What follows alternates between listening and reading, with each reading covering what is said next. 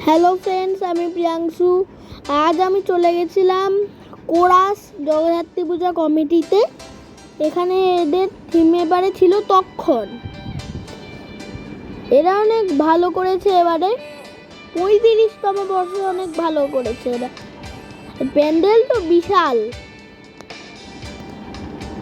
এই যে এটা, এখানে অনেক রকম ছবি লেখা অনেকই ছিল, ঠাকুরের ছবি অনেক, কালী ঠাকুর, দুর্গা ঠাকুর, শিব পার্বতী, অনেক রকম ঠাকুরের ছবি ছিল, আরো অনেক ছবি ছিল।